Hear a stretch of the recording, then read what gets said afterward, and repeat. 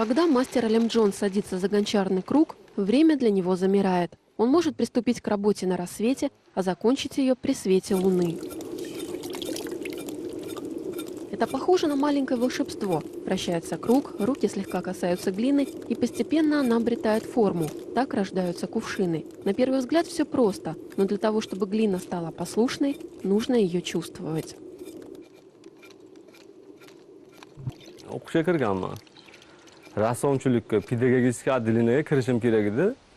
Мое первое знакомство с глиной было в студенческие годы. Планировал стать педагогом, но не получилось. А потом стал переводиться с керамического отделения. Глина меня затянула, и я влюбился в это искусство. Я как губка впитывал всю информацию, которую нам передавали преподаватели. Все пришло с опытом. Не могу сказать, какими были мои первые глиняные изделия. Это было так давно. Алимджон прошел путь от простеньких тарелок до шедевров гончарного искусства. Декоративная керамика семейства Ахлилоевых известна всей стране. Обжиг в печи – эта технология обработки не менялась веками. Мастер сам отвечает за этот ответственный момент.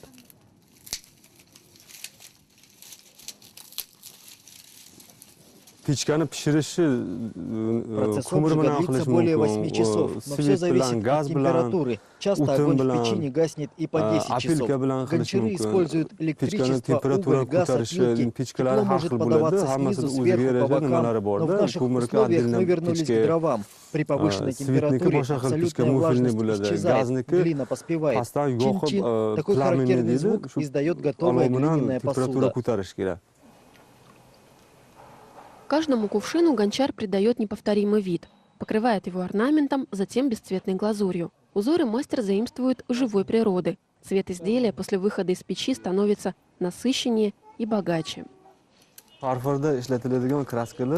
Делать фарфор я люблю, но работа трудоемкая. Там 8 компонентов, и технология тоньше и капризнее. А керамические изделия делаю из нашей глины. Нахожу ее здесь же. Главное месторождение в Исфаре. Но и в наших горах также можно поискать новые сорта.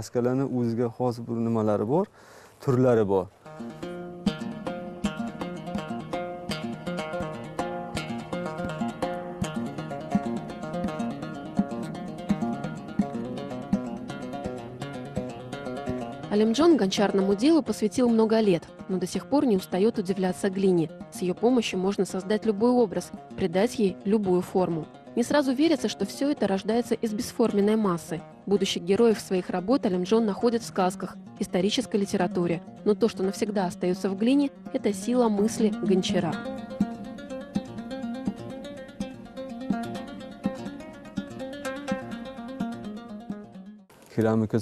Люблю мастерить керамические кувшины. Из глины кашпо, огромные люстры для свадебных помещений, посуду для быта люблю с фантастическими животными. Это все началось давно. Образы приходят во сне. И не только изображения драконов, но и формы и виды кувшинов. Гончару предстоит оформить сельскую чайхану.